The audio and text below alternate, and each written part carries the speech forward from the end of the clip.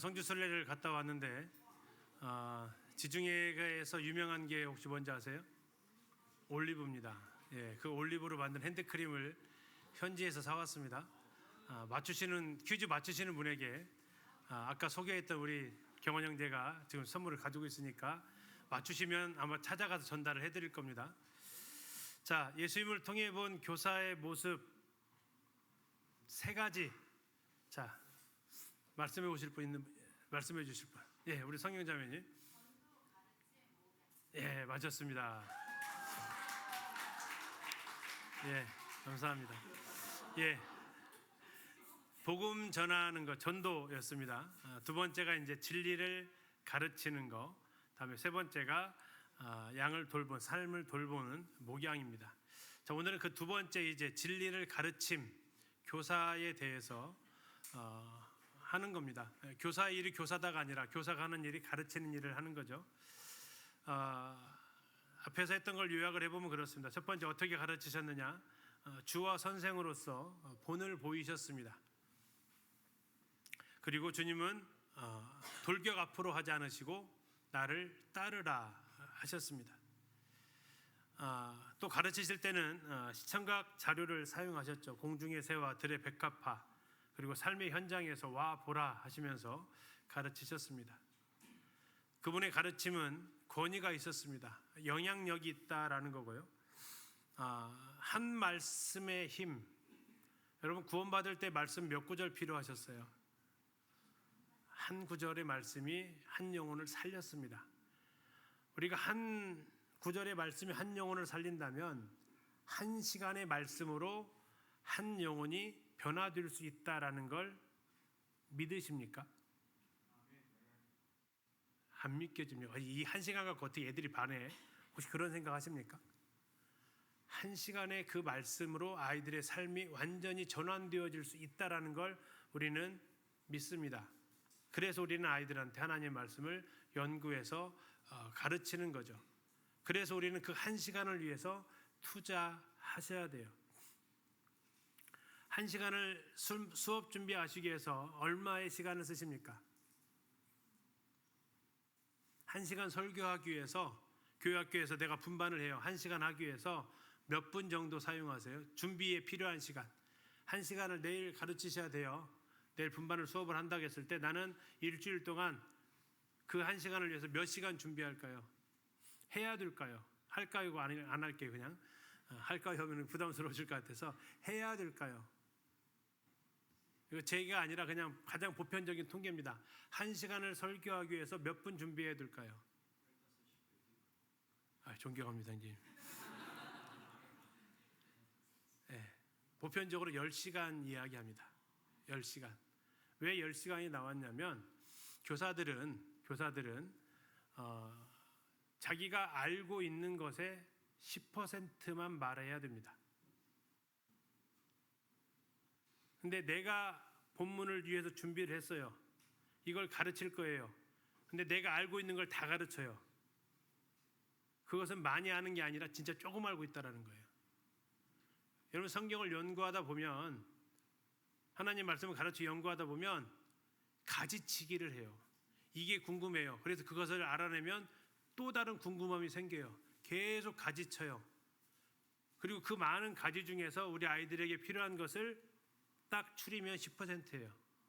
나머지 90%는 알고는 있지만 언급 안 하는 것들이에요. 그걸 가리켜서 수업에 있어서의 빙산의 일각이다라고 얘기해요.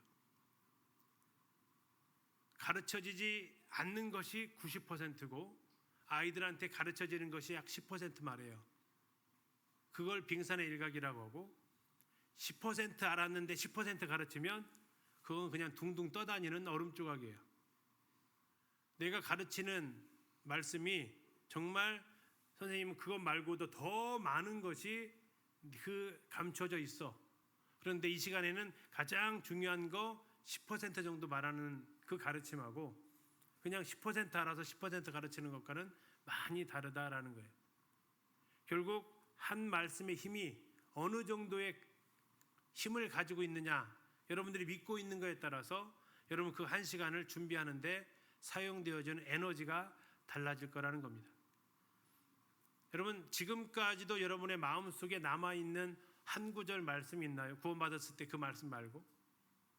그래서 내가 힘들 때 늘 떠올리는 말씀, 또 내가 힘들 때 내가 붙들고 있는 말씀. 자, 질문 하나 드려볼까요? 말씀이 여러분을 붙들었습니까? 아니면 여러분이 말씀을 붙들었습니까?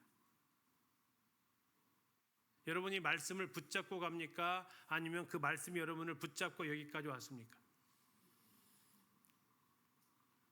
대답하기 어렵죠. 두 개 다 가니까 그래요.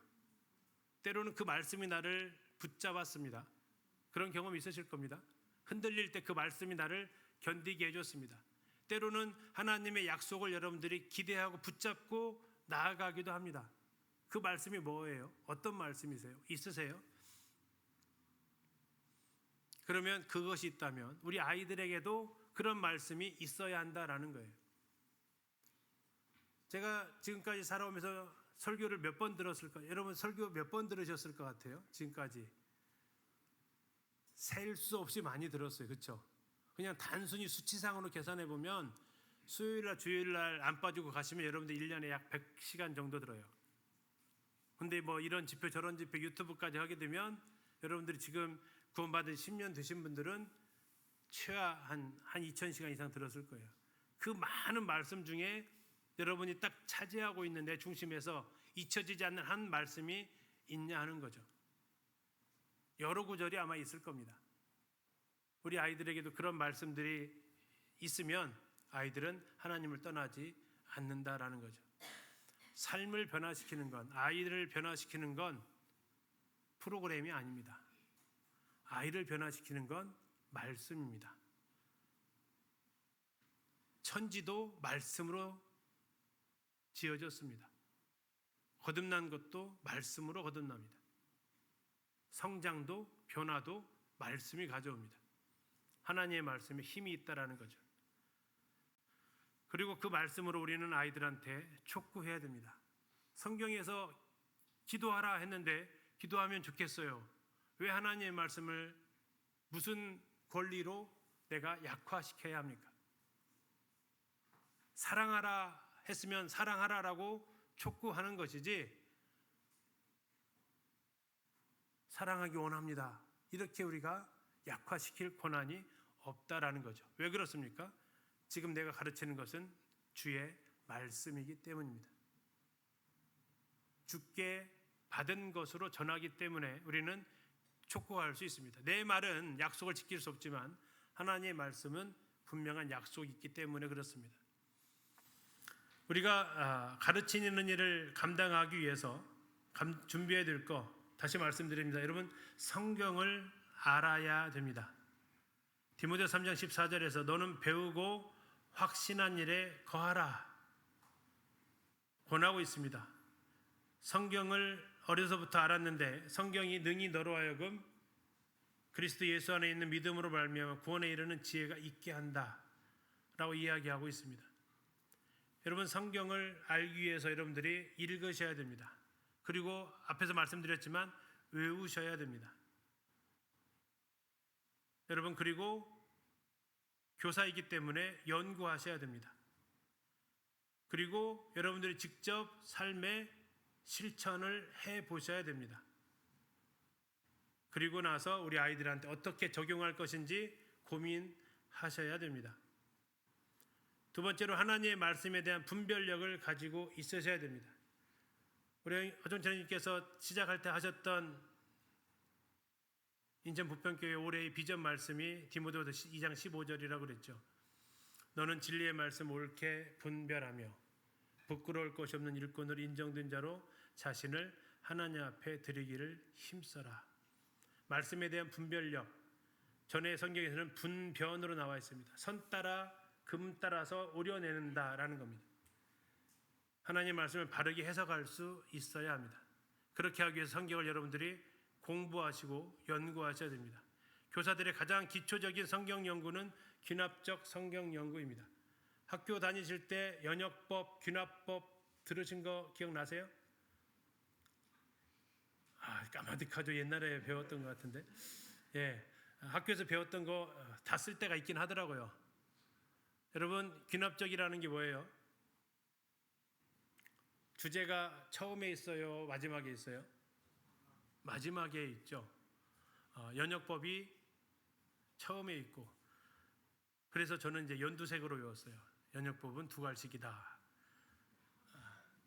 그래서 연역법은 주제부터 제시합니다. 주제 설교죠. 그러나 귀납법은 이러하니까 마지막 최종 결론을 내리게 됩니다. 성경은 귀납적으로 연구하는 것이 더 적합합니다. 그래서 여러분들이 귀납적 성경 연구에 대해서 배우셔야 됩니다. 관찰을 어떻게 하는지, 또 그걸 통해서 성경을 어떻게 해석하고 나와 무슨 관계가 있는지 찾아서 적용하는 것까지 여러분들이 해 보셔야 됩니다. 두 번째, 여러분들 성경을 읽으셔야 돼요. 성경을 통독하셔야 돼요. 1년에 몇 번 읽어야 돼요? 다다익선. 근데 최소 몇 번은 읽어야 돼요? 최소 한 번. 읽으세요? 지금까지 성경 몇 번 읽으셨어요?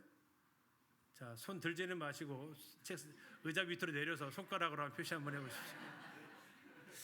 나는 성경을 지금까지 몇 번 읽었나? 여러분, 수학 선생님이 가장 기초적인 건 뭘 알아야 돼요? 수학 선생님의 가장 기초가 뭐예요? 아이를 사랑하는 건가요? 수학 선생님이잖아요. 수학을 알아야죠. 영어 선생님의 기초는 뭐예요? 영어를 잘하는 거예요. 아이를 사랑하는 거예요? 아니, 그거 아니고 교사 되지도 못해요. 영어 부르면 저 아이들 많이 사랑하는데요.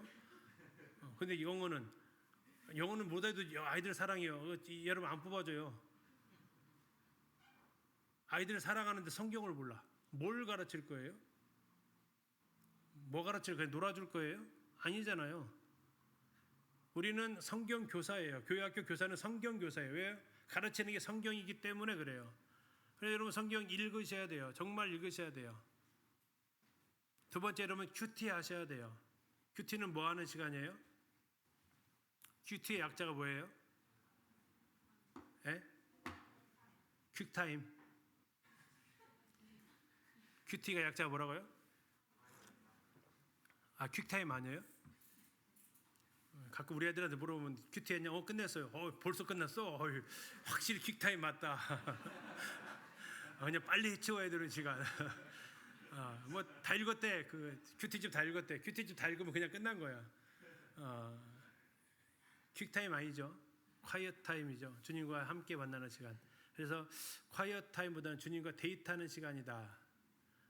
DT로 바꿔주면 좋겠어요. DT 오면 드라이브 스루 올라. 주님과의 만남이 이루어져야 큐티한 거예요. 나 혼자 성경 읽고 끝나는 것은 통화를 했는데 무슨 통화했어? 내가 할 말하고 끝났어. 뭐라고 돼? 안 들었는데 그냥 끝났는데. 그런 통화 아니죠. 전달이죠. 그것이 아니라 주님과 만나는, 그래서 그 큐티로 하루를 사는, 마지막 잠들기 전에 그 큐티 한 대로 오늘 이루어졌는지 내가 반응을 했는지 점검하는 퀵타임이 아닙니다.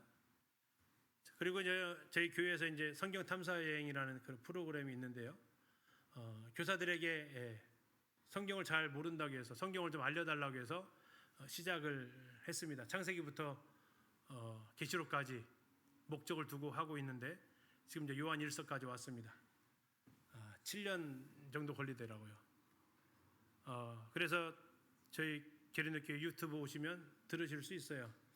창세기부터 하는데 생각 300시간 하면 끝날 줄 알았는데 지금 500시간 넘었습니다.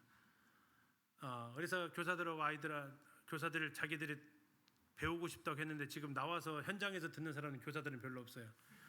어른들이 와서 듣고 있고 교사들은 유튜브로 듣는가 싶습니다. 그러나 어쨌든 우리 알아야 되기 때문에 성경에 대해서 여러분들이 공부하실 수 있습니다. 그리고 온라인 교사대학이라는 CTU가 있습니다. 그 모임의 공문으로 그 밴드에다 올렸는데 교사들이 배워야 됩니다. 기초과정, 기본과정, 심화과정에서 총 15시간씩 한 학점, 총 30학점을 이수하시도록 만들었습니다. 언제 만들었느냐? 코로나 시기에 만들었습니다.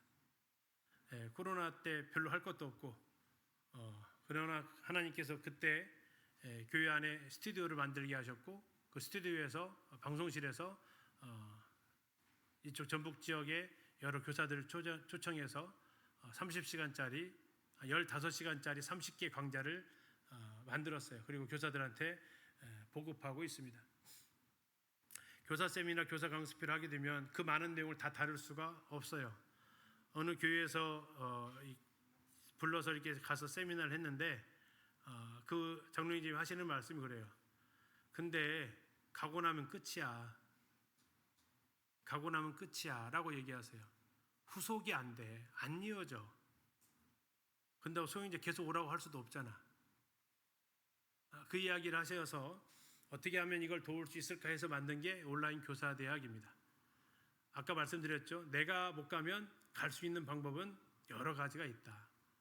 그래서 교사 단체로 하셔도 되고 개인별로 하셔도 됩니다. 아무튼 내가 배워야 될 것이 많습니다. 배우기 전에는 내가 모르는 것이 별로 없다라는 걸 압니다. 배우고 나면 내가 모르는 것이 엄청 많았다라는 걸 드디어 또 알게 된다라는 거죠. 그리고 여러분 가르치는 방법에 대해서 여러분들이 배우셔야 됩니다. 수업은요, 무엇을 어떻게입니다. 무엇을 어떻게. 자, 똑같은 재료를 가지고도 서로 다른 맛이 나는 이유가 뭘까요? 똑같은 재료를 가지고도 요리하는 방법이 다양하더라고요. 혹시 흑백 요리사 보셨습니까? 저희 아들이 아주 애청하는 프로그램인데 그래서 저도 한번 봤어요. 근데 거기서 뭘 봤냐면 수업하는 걸 봤어요. 수업도 저렇구나라는 거예요. 수업하고 요리하고 참 많이 닮아 있어요.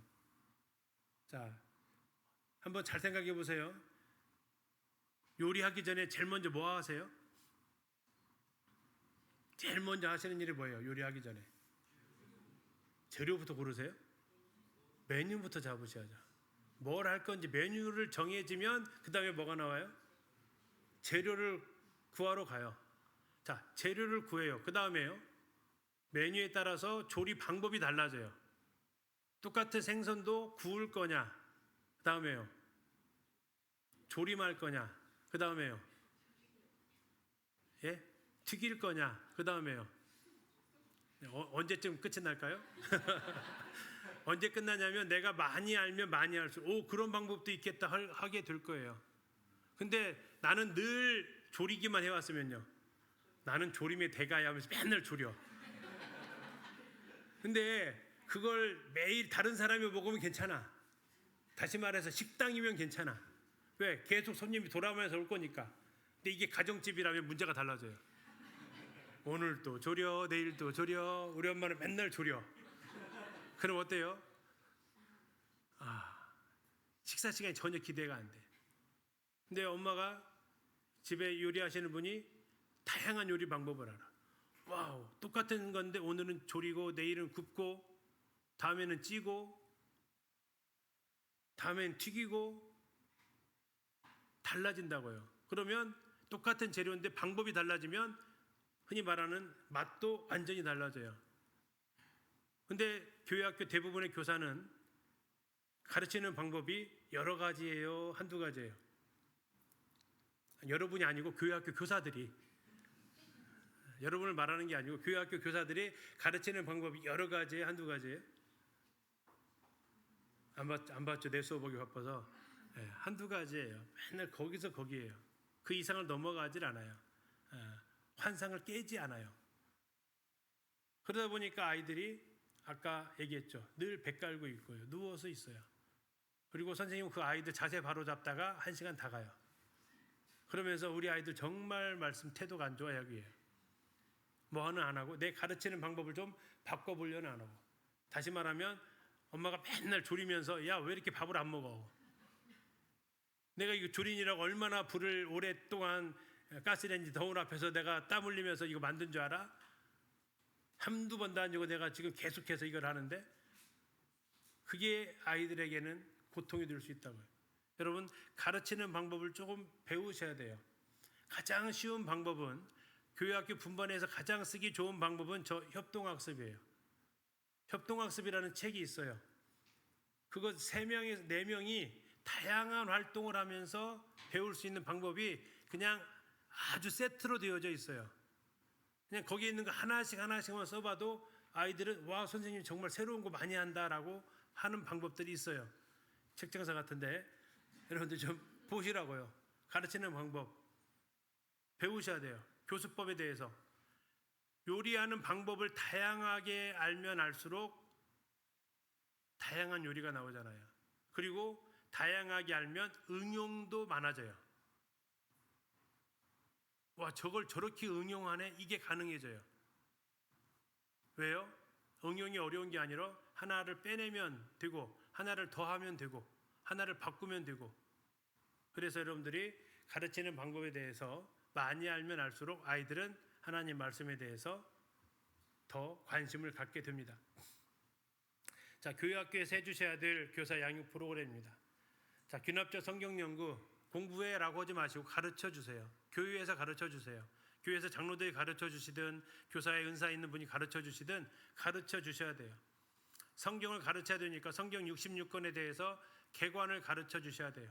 무슨 책인지를 알고 그 책을 가르칠 수 있도록. 다음에 성경의 배경에 대해서 알 수 있게 해주셔야 돼요. 배경이라는 것은, 자, 학교 다닐 때 배우셨어요. 배경에는 2가지가 있대요. 공간적 배경, 시간적 배경. 어디서 많이 들어보신 말이죠. 성경 이 사건의 공간적인 배경, 지리죠. 지도, 지형. 우리가 한 번도 가본 적이 없는 땅이잖아요. 이스라엘이. 될 수 있으면 가보시면 좋겠고. 다음에 시간적인 배경, 2000년 전 시대잖아요. 그때 당시의 시각으로 봐야죠. 우리 지금의 시각이 아니라. 이런 것들을, 문화 이런 것들을 다 아울러서 볼 수 있도록 하게 되면 성경이 4D가 됩니다. 입체가 된다고요. 더 나아가서 이제 모델링, 본을 보이는 교육이 필요합니다. 1시간의 수업이 아이들한테 들려주고 싶을 때 아이들은 그 1시간의 수업이 기다리게 된다라는 거예요. 근데 때로 1시간에 들려주고 싶어도 아이들은 듣기 싫을 때도 있어요. 근데 문제는 뭐예요? 1시간 수업이 너무 빨리 들어와서 참 힘들어. 그럼 아이들을 또 들어야 되니까 힘들어. 그러면 이걸 악순환이다라고 이야기합니다. 그래서 좋은 설계의 원칙, 어느 성경학자 얘기한 말이죠. 연구해라, 또 연구해라, 계속 연구해라. 1시간을 전하기 위해서 10시간이 필요합니다. 우리는 내가 알고 있는 것의 10%를 전한다라는 마음으로 준비를 하셔야 됩니다. 교회학교 교사의 기본이 뭡니까? 아까 말씀드렸어요. 영어 교사의 기본이 뭐라고요? 영어 잘하는 거예요. 아이 사랑하는 게 아니에요. 성경학교, 교회학교 교사의 기본은 율법의 하나님 말씀에 능숙하셔야 돼요. 익숙하다라는 말이 나와 있습니다. 에스라 7장 6절에서 빠르다라는 겁니다. 민첩하다, 정통하다, 능숙하다라는 뜻을 가지고 있습니다. 많이 연습했기 때문에, 경험이 많기 때문에 그만큼 익숙한 겁니다. 성경을 찾을 때 보면 성경이 익숙한지 안 한지 알 수 있어요. 요즘은 자꾸 디지털로 하다 보니까 툭툭 누르니까 찾는 것도 더 많이 늦어진 것 같아요. 여러분, 성경책 주고 에스라 찾으면 몇 분 걸릴까요? 성경 찾기 게임도 좀 하시면서 교사들도 좀 잘 찾아보시고, 나음을 얘기하는데 막 신약을 뒤적거리거나 이러면 안 되잖아요. 그래서 신약인지 구약인지도 잘 아시고, 괜찮아요. 우리 색임표 다 달려 있어서 그 색임표 그 66개 다 읽고 있는데 시간 다 보내지 마시고 성경에 대해서 여러분 익숙하시라고요. 성경에 대해서 완전하라고 얘기합니다. 에스라 7장 12절에 그 왕이 평가죠. 그 사람은 율법에 완전한 자라고 이야기합니다. 학문적 탁월함 뿐만이 아니라 그것을 삶으로 뒷받침해주는 사람이었다라는 얘기입니다. 모델링이다라고 말씀드렸습니다. 그리고 에스라 7장 10절은 많은 성경 교사들의 모델입니다. 그는 가르치기로 결심할 때 3가지를 했다라고 얘기합니다. 연구하고 준행하면서 가르쳤습니다. 제일 먼저 가르치기 전에 뭘 해야 되냐면 연구하라라고 말씀하고 있습니다. 그 뜻이 무엇인지 잘 연구하셔야 됩니다. 두 번째, 연구했으면 가르치는 게 아니라 연구했으면 내가 먼저 실행해 봐라라는 겁니다. 실행해 봤을 때 이게 이론과 현실의 그 차이를 내가 먼저 경험을 하고 그걸 통해서 아이들한테 가르치는 겁니다. 실행해 보지 않고 가르치는 사람은 이론을 가르칩니다. 실행해 보고 가르치는 사람은 그 삶을 가르치게 되어져 있습니다. 전도하라고 했는데 내가 전도해 보지 않은 교사가 가르치면요, 이론입니다. 근데 전도해 본 교사가 가르치면 가르치는 게 달라요. 전도할 때 그 두근거림부터 얘기하고 전도할 때 그 당혹스러움도 얘기하고 삶을 가르칠 수 있다라는 거죠. 이게 바로 우리가 해야 될 가르침의 순서입니다. 근데 여기 이 세 가지 중에서 앞에 두 가지를 다 빼고 가르치기만 하는 분들이 계세요. 가르치기만 해요. 연구도 안 하고 가르쳤고 나도 안 살아보고 가르쳤어요. 어떠실 것 같아요? 배우기만 해요. 머리로만 계속 배워요. 아무 일이 일어나지 않아요. 그래서 심지어 무슨 말까지 나와요? 지식은 교만하게 만들어. 이런 얘기까지 나와요. 왜? 가르치기만 했으니까. 그런데 그나마 조금 나은 사람, 연구해서 가르치는 사람이 있어요. 근데 조금 나은 것 같은데 조금 더 무서워요, 이 사람은. 왜냐하면 우리 그냥 사투리로 조져요, 사람을. 아주 그냥 꼬치꼬치 또박또박 안 하는 것을 갖다가 아주 그냥 자근자근 혼내요. 왜? 연구해서 가르치다 보니까 더 많이 알잖아. 그래서 여기 있는 사람들의 특징은, 이렇게 배우는 사람들의 특징은 판단이 빨라요. 무슨 판단? 남 판단이 빨라요. 잣대가 많다고요. 잣대를 들이댄다고요. 첫 번째 사람은 아무것도 안 해요. 그냥 끝나요. 들으면서 끝나. 근데 연구에서 가르치는 사람은 그걸 영향받으면 자꾸 잣대로 재요. 우리가 추구하는 것은 세 번째입니다. 연구하고 준행해서 가르치는 교사. 내가 연구해보고 내가 먼저 실천해보고 그걸 통해서 가르치는 교사. 이게 우리가 따라야 될 모범입니다.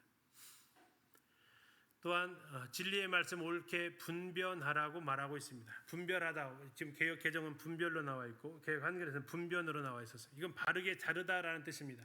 숙련된 기능공이 연장을 사용해서 똑바로 선대로 자르는 것입니다. 그것처럼 하나님의 말씀을 분석하는 것을 옳게 분변하다라고 이야기합니다. 쉬워요, 어려워요? 자 대고 줄을 그어요. 그리고 그 줄대로 잘라요.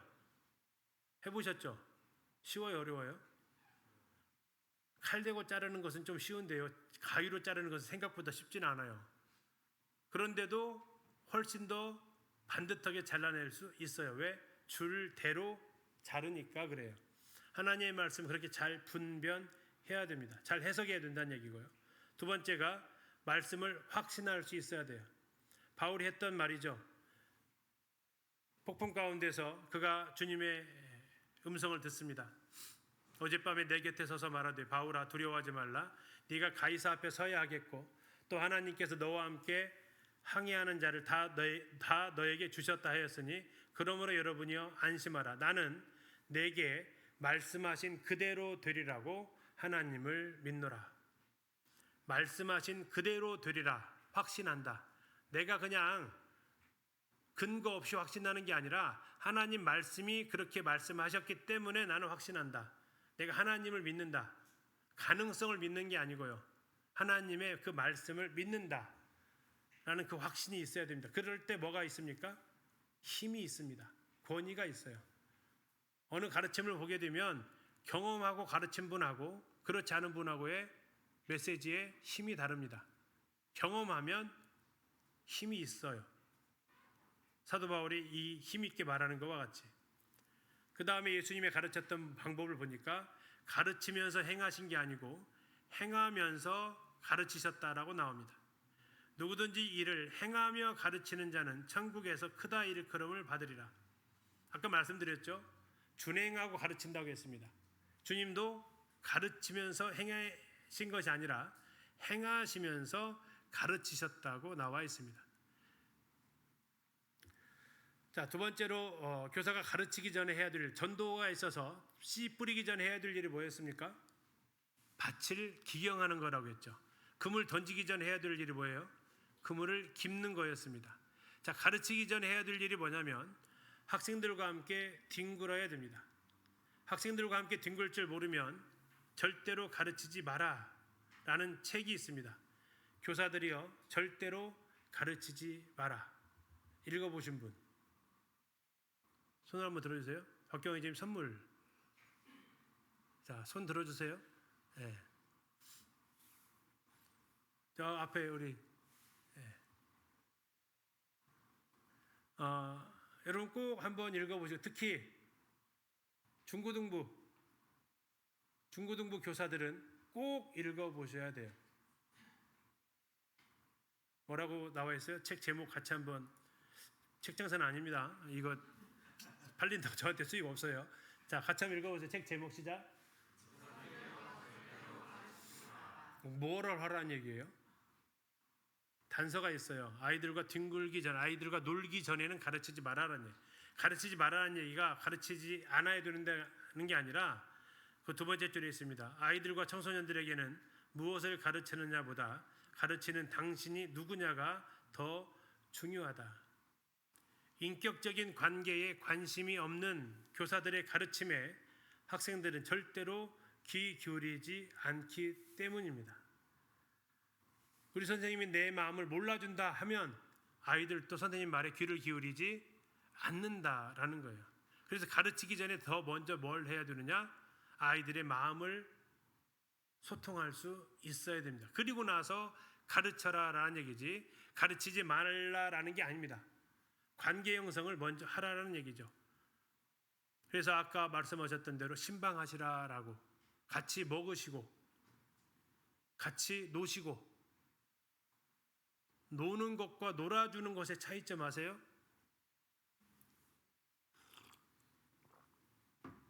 놀아주는 것과 노는 것의 차이점.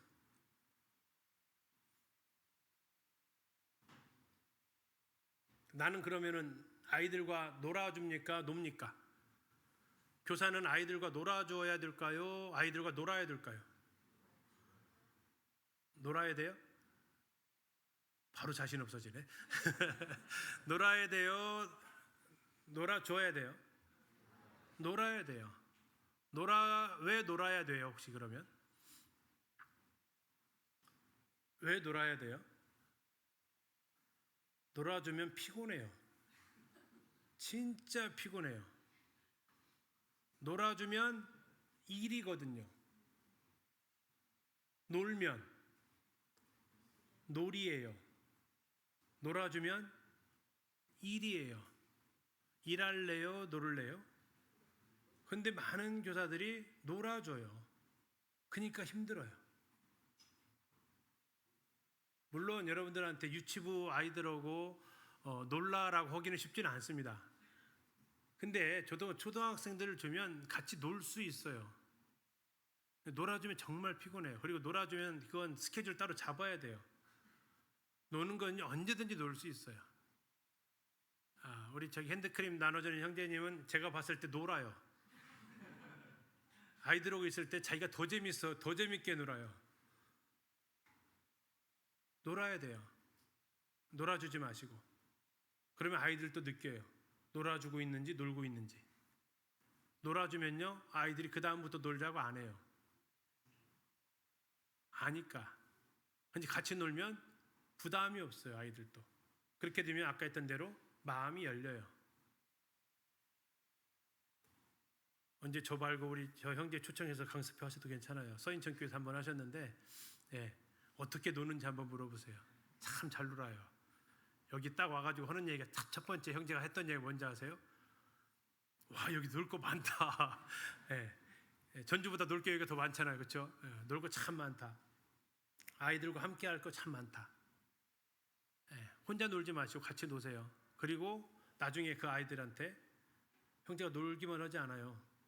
아이들한테, 믿지 않는 가정 아이들한테 하는 얘기가 있어요. 너 나 만나면 하나님 말씀 들어야 돼. 그래도 아이들이 알아요 하면서 놀아요. 그리고 말씀 들어요. 이게 아이들이 좋아하게 만들고 그래서 아이들한테 좋은 영향을 주는 교사의 모습이죠. 최고의 교수법은 모델링입니다. 성경 곳곳에서 이 모델링을 이야기하고 있고 최고의 모델링은 주님이 우리와 같은 사람이 되셨다 하는 거죠. 우리에게 장막을 치셨다 하는 겁니다. 교사가 해서는 안 되는 일이 바로 이 하나님 말씀 가지고 범죄하는 행위. 하워드 핸드릭스라고 혹시 들어보셨습니까? 삶을 변화시키는 가르침이라는 굉장히 유명한 책을 쓰셨고 기납적 성경연구, 삶을 변화시키는 성경연구라는 책을 아들과 함께 쓰셨던 분이에요. 이분이 했던 말이 굉장히 제 마음을 참 아프게 했습니다. 같이 한번 읽어보실래요? 저만 아파할 수는 없고 같이 아프게. 자, 시작.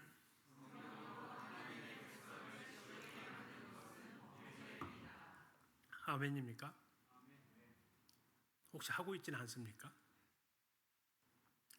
하나님 말씀 듣는 시간이 지겹다라고 생각하게 만들고 있지는 않나요?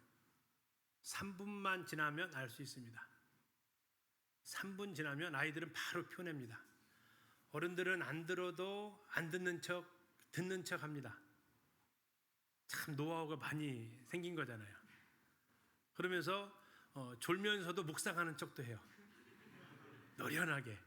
근데 아이들은 그러지 않아요. 아이들은 대놓고 떠들고요. 대놓고 장난하고요. 대놓고 안 들어요. 그게 아이들 태도가 안 좋은 게 아니라 선생님 교수법 좀 바꿔주세요라는 아이들의 시위예요. 시위. 근데 그것도 안 되면 아이들은 이제 자요. 그렇게 하지 말자라는 거예요. 하나님 말씀이 흥미진진한 말씀이지 하나님 말씀 앞에서 때로는 떨게 하고 하나님 말씀 앞에서 때로는 울게 하고 웃게 하고 또 마음에 평안을 주게 하고 이게 하나님의 말씀이었다라는 겁니다. 그렇게 하는 것이 중요하다라는 거예요. 가짜를 진짜로 속이면 사기죠. 그런데 진짜인데 가짜처럼 하면요. 이건 뭐예요? 다시요. 가짜를 진짜처럼 속이면 뭐라고요? 사기친 거예요. 근데 진짜를 가짜처럼 하면요. 진짜인데 가짜처럼 광고하면요. 뭐예요? 멍한 것 같은데. 뭐예요? 세상은요. 진리가 아닌데 진리처럼 포장을 해요. 화려하게. 최고의 가치가 아닌데 최고의 가치처럼 포장을 한다고요. 누구나 다 그렇게 되는 것이 아닌데 얼마나 많은 사람들이 그 스타 플레이어들 그들의 모습을 보면서 나도 저렇게 되려고 도전했다가 많이 허상을 경험하게 하잖아요. 저 유럽 가서 축구해가지고 돈 그렇게 많이 버는 사람이 과연 얼마나 돼요? 그걸 도전했다가 못하는 사람이 또 얼마나 많아요? 가짜인데 진짜가 아닌데 다 될 수 있는 것처럼 한다면 그건 사기친 거죠. 그러나 우리는 누구나 예수 그리스도를 믿으면 구원을 얻는다고 누구나 예수님의 말씀 따라 살면 그 사람이 복된 사람이라고 성경은 말하고 있는데 우리가 그걸 진짜처럼 가르치냐라는 거예요. 아까 했잖아요. 이렇게 하면 좋아. 그건 진짜가 아니에요. 해야 돼 라고 정확하게 가르칠 수 있어야 됩니다. D.L. 무디가 이렇게 말했습니다. 성경은 인포메이션을 위한 책이 아니라 트랜스포메이션을 위한 책이다. 성경을 가지고 뭔가 알기 위해서 배우는 책이 아니다. 성경은 그 사람을 변화시킨다라는 겁니다. 머리로 가르치면 머리가 바뀌고 가슴으로 가르치면 가슴이 바뀌고 삶으로 가르치면 삶이 바뀌고 영혼으로 가르치면 영혼이 바뀌면 나는 무엇으로 아이들에게 하나님의 말씀을 가르치고 있느냐 하는 거죠. 정보를 가르치면 그냥 정보를 얻는 대로 끝나고 변화를 가르쳐야 아이들이 변하기 시작한다라는 겁니다. 자, 몇 가지 좀 예시를 좀 들어보고자 합니다. 우리의 가르침은 아이들의 인격을 변화시키는 가르침이어야 되는데 그 인격을 변화시킨다라는 건 인격은 지, 정, 의로 되어져 있습니다. 바르게 알고 바르게 느끼면 바르게 행동한다라는 겁니다. 지적인 변화는 누가복음 2사장을 이제 나중에 좀 가서 보시면 그들이 눈이 밝아졌습니다. 눈이 밝아지는 게 눈이 띈다라는 거예요. 보이기 시작합니다. 지적인 변화입니다. 제자들의 마음이 뜨거워졌다고 이야기합니다. 정적인 변화입니다. 이 두 가지가 이루어지자 그들은 엠마오로 가지 않습니다. 어디로 갑니까? 예루살렘으로 돌아갑니다. 의지적인 변화가 일어납니다. 이 세 가지 중에서 제일 먼저 일어나는 것은 지적인 변화입니다. 그래서 우리는 알아야 되고 배워야 됩니다. 근데 거기에서만 끝나면 안 된다라는 거고, 그것은 이제 머리에서 마음으로 내려와야 됩니다. 내 마음에서 변화가 일어나야 돼요. 때로는 회개가 일어나고, 때로는 눈물이 나고, 때로는 웃음이 나고, 이게 감정적인 동요가 일어나게 되어져 있습니다. 그럴 때 자연스럽게 행동의 변화가 따라옵니다. 가르친다라는 건 하나 해봐라는 게 아닙니다. 가르침의 변화는 행동의 변화가 아니고요, 삶의 변화입니다. 가르치는 것은 안 해봤던 거 한번 시도해보라라는 게 아닙니다. 가르친다라는 것은 그의 인격을 변화시키는 거예요. 알고 느꼈기 때문에 행해라라는 것이 우리가 가르치는 성경 교육의 목표가 됩니다. 그래서 가르친다라는 것은 뭐냐면 하나님을 알도록, 바르게 알도록 가르치는 겁니다. 성경에 대해서 정확하게 알도록 가르치는 겁니다. 지식이 없으므로 망하기 때문에 그들에게 정확하게 가르쳐야 됩니다. 사울의 이름이 바뀌어서 바울이 되었다. 사도행 13장에 맞는 말입니까? 틀린 말입니까? 틀린 말이죠. 사울은 히브리식 이름이고 바울은 로마식 이름일 뿐이죠. 이방 선교를 가는 그에게 사울이라는 이름보다는 바울이 더 적합한 표현이었던 것이죠. 찬송으로도 알려져 있는 욥기 23편 10절의 말씀입니다. 그가 나를 단련하신 후에는 내가 순금같이 정금같이 나오리라. 찬송가 아세요? 찬송 아까 특송 잘하신다는 분 계시던데 이 찬송 아시죠? 혹시 불러보실 수 있으세요?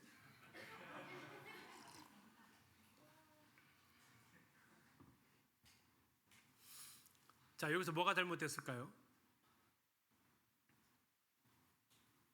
욥은 지금 뭘 얘기하고 있냐면 자기의 의로움을 항변하고 있습니다. 세 번역은 이렇게 되어져 있어요. 똑같은 23편 10절을 세 번역은 이렇게 번역했습니다. 하나님은 내가 발 한 번 옮기는 것을 다 알고 계실 터이니 나를 시험해 보시면 내게 흠이 없다는 것을 알 수 있으련만. 나를 시험해 보시면 내게 흠이 없다는 것을 알 수 있으련만. 이것을 개역 개정에서는 이렇게 번역했어요. 그가 나를 단련하신 후에는 내가 순금같이 나오리라. 믿음의 고백처럼 보이는 이 번역이 세 번역에서는 하나님을 향한 원망으로 나와 있습니다. 나를 시험해 보시면 내게 흠이 없다는 것을 아실 수 있으련만. 하나님이 나를 만나주지 않으셔서 나의 흠이 없다라는 것을 밝혀낼 수가 없구나 라는 얘기입니다. 근데 이제 이것을 뒤집기에는 찬송가 가사까지 나와가지고 더 어려워졌어요. 정확하게 가르쳐야 됩니다. 이 말뜻이 무엇인지. 하나님 우리를 순금같이 단련하신다라는 이 의미가 아니고요. 다른 구절을 이용해서 가르치면 괜찮습니다. 환난은 인내를, 인내는 연단을, 연단은 소망을, 그걸 가지고 그렇게 가르치는 것은 괜찮아요. 그러나 이 말씀이 그 뜻이다고 가르치는 것은 의미를 벗어나는 겁니다. 문맥에서 벗어나요. 우리 주일학교 버전 틀린 곳 찾아보세요.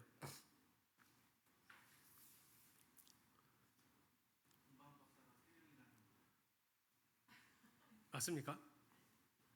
틀렸다고도 못하고 맞았다고도 못합니다. 왜? 3명이라는 말이 아예 안 나왔잖아요. 그렇죠? 2명이로 나왔는데 3명 그리면 틀린 거죠. 근데 아무도 안 나와서 3명을 그렸어요. 그러면 틀릴 수도 있고 맞을 수도 있어요. 그래서 틀렸다고는 제가 말할 수는 없어요. 왜 2명이나 4명이라 말한 적은 없어요. 그냥 왜 3명이라고 근데 사람들이 보통 생각을 해요? 예물이 3개니까 그래요. 예물이 3개니까. 그러나 어쨌든 딱 맞다도 할 수는 없지만 이거 무조건 틀렸다고도 할 수 없고요. 자, 틀린 걸 다시 또 찾아보세요.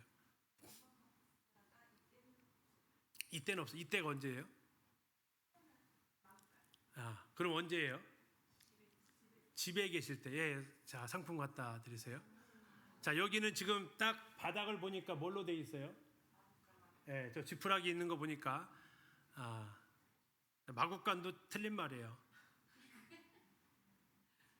자, 마국간은 누가 살아야 마국간이에요?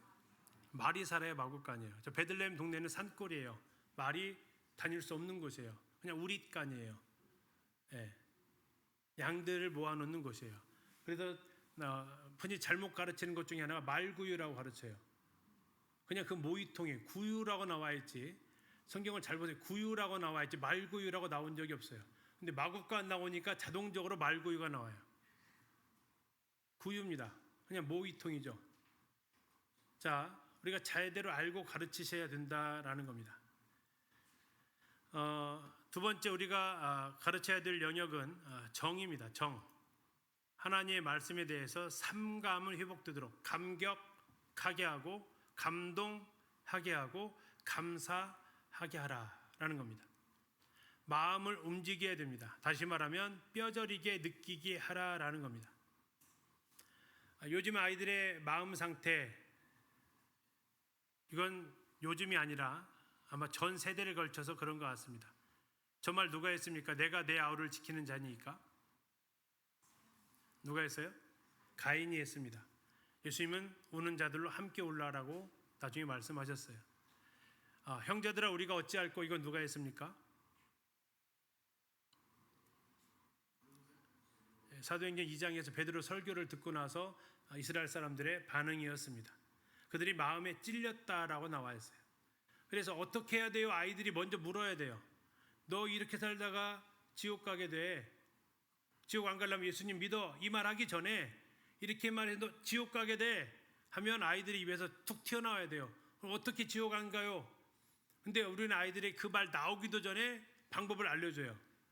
그러니까 아이들이 궁금해하질 않아요. 필요를 못 느껴요. 그리고 나서 답이 제시가 되니까. 그렇게 하지 말고 아이들이 물을 때까지 기다려요. 선생님들이 못 견뎌서 막 복음 전해요. 아이들이 못 견뎌서 복음을 요구해야 되는데. 그리고 교사의 확신에 찬 음성과 표정이 아이들한테 전달되어져야 돼요.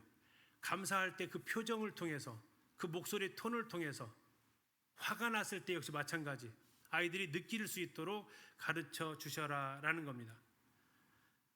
우리 아이들이 정으로 움직이게 되면 어디까지 가냐면 바로 의까지 가게 됩니다. 의라는 것은 하나님 말씀에 대한 순종을 이야기하고 있습니다. 신앙이 행동으로 나타나는 겁니다. 근데 어떻게 나타나야 되느냐? 신속하게 나타나야 됩니다. 사탄이 제일 잘 쓰는 표현 중에 하나가 다음에. 여러분 출애굽기에 10가지 재앙 나와요. 혹시 10가지 재앙 다 아시는 분? 피, 개구리, 이, 파리, 악질, 독종, 우박, 메뚜기, 흑암, 장자의 죽음, 피게이파, 악도금의 암장. 방언을 했습니다. 이 10가지 재앙 읽다가 참 재밌는 게 나와요. 그 10가지 재앙 중에 뭐가 좋으세요? 좋은 거 하나도 없죠? 그 중에 개구리 재앙이 있어요. 개구리 재앙. 개구리가 막 집안 곳곳에 있는 거죠. 바로가 견디지 못해서 모세를 부르지 않습니까? 그러면서 원하는 대로 해줄 테니까 제발 좀 이 개구리 좀 치워달라고 그래요. 그때 모세가 이렇게 질문합니다. 언제 치워줄까요? 이렇게 묻습니다. 자, 여러분은 뭐라고 얘기하시겠습니까? 네? 잠깐만 생각해 보자요. 뭐라고 하실래요? 지금 당장. 이게 정상이잖아요. 그렇죠? 바로는 뭐라고 대답해요? 내일이니라. 뭐 하겠다는 거죠? 개구리랑 이별식을 하고 정들었으니까 그동안 좀 더 지내다가 간밤을 좀 보내봐야겠다. 그리고 다음날 헤어지더라도 다음날 헤어져야 되겠다. 이건 제정신 아닙니다. 그렇잖아요. 개구리와 왜 굳이 하룻밤을 지내려고 하냐라는 거죠. 우리의 행동에 그러나 이러한 바로의 표현이 많다라는 거예요. 언제부터 하실 거예요? 12월 달에 물어봐요. 언제부터 성경 읽으실래요? 그럼 뭐라고 대답해요? 새해부터 하겠습니다. 새해부터. 내일도 아니요. 새해부터. 또 새해 하다가 또 안 했어. 언제부터 하실래요? 설날부터. 학생들은 한 줄 더 떠요. 언제부터 할래? 계약하면. 자꾸 미뤄요. 자꾸 미뤄. 이걸 하다 보면 안 하겠다라는 겁니다. 그래서 어떻게 하라고? 신속하게 하라고요. 신속하게. 바르게 알고 뼈저리게 느끼면 행동하게 됩니다. 그래서 우리는 우리 아이들이 하나님의 말씀을 가르쳐 지키도록 해야 될 책임이 있다 하겠습니다. 어떻게 가르칠 것인가에 대한 것들을 몇 가지 좀 팁을 좀 말씀드리겠습니다. 잘 가르치기 위해서 뭘 하냐? 첫 번째, 자신의 수업을 녹화해 보십시오. 내가 하는 수업을 녹음을 해서라도 들어보시면 좋겠습니다. 녹음하고 녹화하면 녹화는 내 제스처까지 같이 봅니다. 자, 어렵게 하지 마시고 그냥 삼각대 해놓고 수업을 한쪽에다가 이렇게 해놓고 그냥 녹화 버튼 누르시고 수업하시면 돼요. 누구만 봐요? 나만 봐도 돼요. 그래도 반절은 고쳐져요. 조금 더 용기 내시려면 서로 보세요. 나도 형제님 거 볼 거니까 형제님도 제 거 좀 봐주세요. 둘이 마음 맞는 분들하고 약속하세요. 그리고 내가 못 찾아내요. 내가 못 찾아내는 게 있어요. 좀 찾아주세요. 지적질이라고 안 할 거니까 찾아주세요. 꼼꼼하게. 나도 꼼꼼하게 찾아볼게요. 그렇게 해보시라고요. 혹시 내가 수업한 거 들어보셨어요? 제가 이제 그 교회 형제들한테 본인 설교한 거 좀 들어봐요? 이렇게 물어봐요. 본인 설교한 거 좀 들어봐요? 수요일 날 이렇게 올라가서 형제한테 수요일 날 설교한 거 좀 들어봤어요? 그럼 형제들이 뭐라고 할까요? 거의 대부분 형제들이 하는 말이에요. 뭐라고 할까요? 아우, 저도 못 듣겠어요. 이렇게 해요. 그러면 제가 그때 뭐라고 그래요? 왜 본인도 못 듣는 설교 성도들한테 들으라고 그래? 왜 자기도 못 듣겠다고 하면서 그걸 성도들은 다 라이브로 듣게 만들어?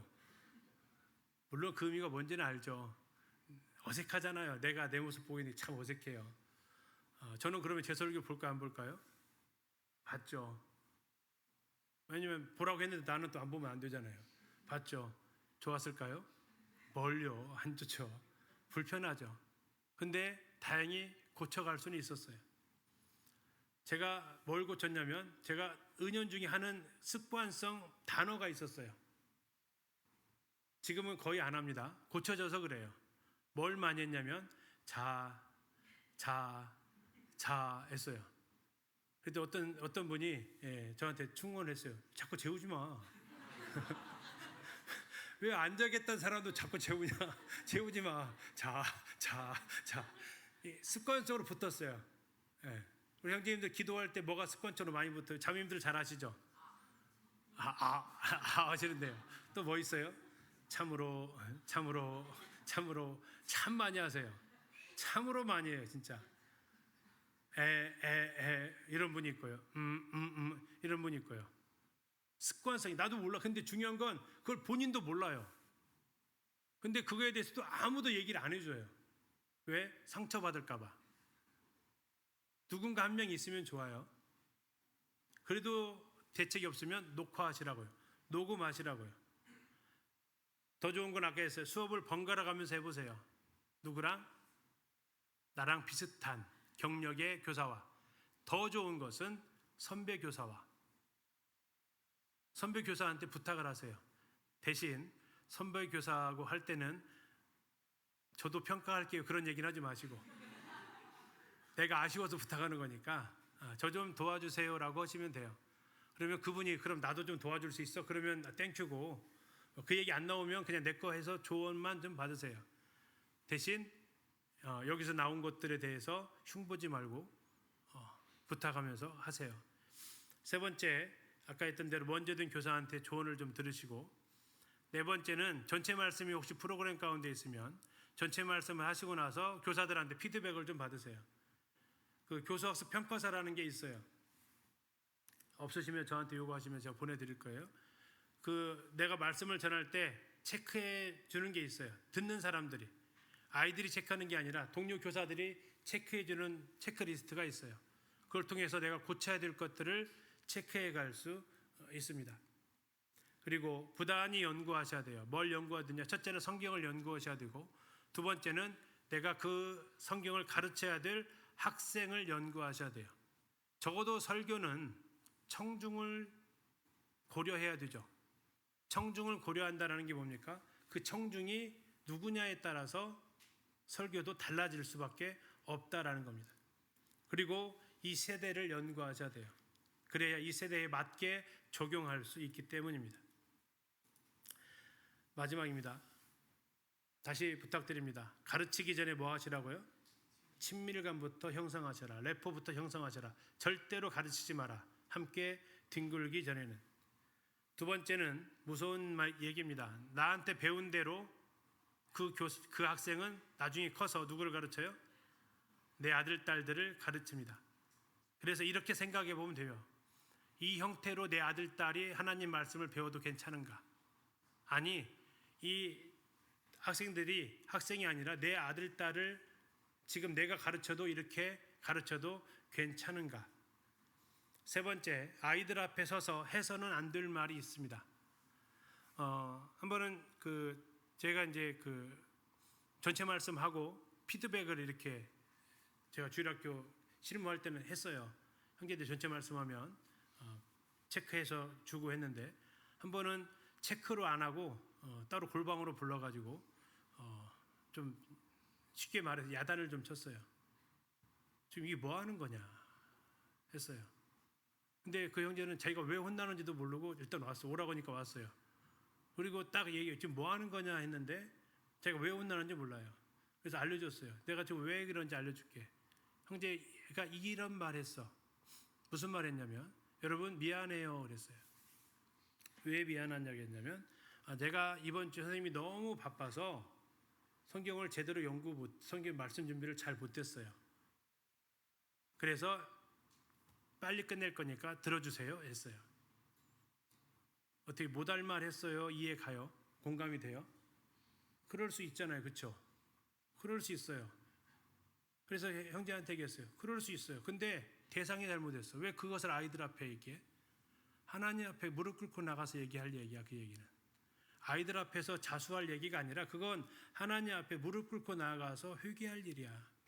아이들 앞에 말하는 그 순간 형제가 지금 뭔 말을 한 줄 알아? 형제는 두 가지를 무시한 거야. 이 형제가 뭘 두 가지를 무시했을까요? 뭘 무시했어요? 첫 번째, 하나님 말씀을 무시했어요. 왜 무시했어요? 하나님 말씀은 대충 준비해서 해도 된다라고 말했어요. 두 번째, 또 뭘 무시했을까요? 청중을 무시했어요. 학생들을 무시했어요. 너희들은 내가 대충 준비해서 서도 괜찮은 대상이야 라는 거예요. 물론 알아요. 형제의 마음속에 그런 마음이 없다라는 거 알아요. 그러나 그 표현 자체에 그게 있다라는 거예요. 그런 의도가 전혀 없다 하더라도 그 표현 속에 그것이 담겨 있다라는 거예요. 그래서 그건 하나님 앞에서 회개해야 될 상황이다. 하나님, 제 분주함으로 지난주에 제가 말씀 중 앞에 많이 못 앉았습니다. 하나님 잘못했습니다. 그러나 하나님 저를 불쌍히 여기셔서, 아니 저 아이들을 불쌍히 여기셔서 전해지는 짧은 말씀을 통해서라도 하나님 아이들을 만나 주십시오라고 하나님 앞에서 했어야 될 고백을, 그걸 버젓이 아이들 앞에 함으로써 아이들에게 하나님 말씀과 자기들을 무시하는 것을 듣게 했다라는 겁니다. 여러분, 아이들 앞에서 그것은 할 얘기 아닙니다. 그런 일이 있으면 하나님 앞에 가서 하세요. 나도 분명히 이해되지 못한 말씀과 감동받지 못한 말씀으로 아이들을 가르친다? 그건 말도 안 되는 얘기입니다. 아까 말씀 전하는 것과 음식 만드는 것은 공통점이 있다라고 했어요. 여기서의 공통점은 이겁니다. 음식을 만들었어요. 딱 먹어봤네요. 맹맹해요. 1번 그대로 식탁으로 올라간다. 2번 다시 간 조절한다. 1번, 2번. 대답이 두 개가 들리면 안 되는데 두 개가 들리면 지금 가족들한테 쌓인 게 많으신 분이 계시는 것 같아요. 1번, 2번이에요?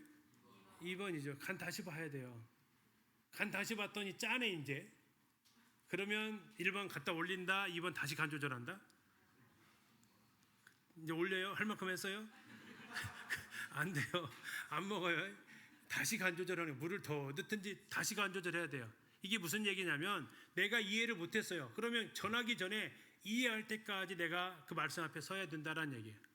내가 이해 못했지만 그냥 이 정도로 어째서 그냥 하는 게 중요해요. 이게 아니고요. 내가 감동받지 못했는데 아이들을 감동시킬 수 있다고요? 내 입맛에서 싱거운데 아이들 입맛에 가면 그것이 딱 간이 조절될 거라고요? 그거 거짓말이잖아요. 내가 알잖아요. 하나님 말씀을 그렇게 하지 않도록 해야 된다라는 겁니다. 그래서 수업 시간이라는 것은 가르치려고 하는 열정하고 배우려는 열망이 만날 때 비로소 삶이 변화되어진다라는 것. 그리고 우리는 그것을 하나님께 이제 맡기고 하나님 그 일을 해가실 거다라는 것을 기억해 주셨으면 좋겠습니다. 그래서 다 잊어버리셔도 한 말씀이 한 시간에, 내가 금년에 한 시간에 준비되어져서 전해졌던 그 한 말씀이 아이들의 삶을 바꿀 수 있다 라는 것을 기억해 주시면 감사하겠습니다. 예.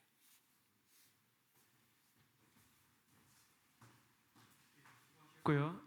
10분 정도 쉬었다가 다시 뵙도록 하겠습니다. 그리고 쉬는 시간에 질문 있으신 분들 작성하셔서 질문함에 넣어주시기 바라겠습니다.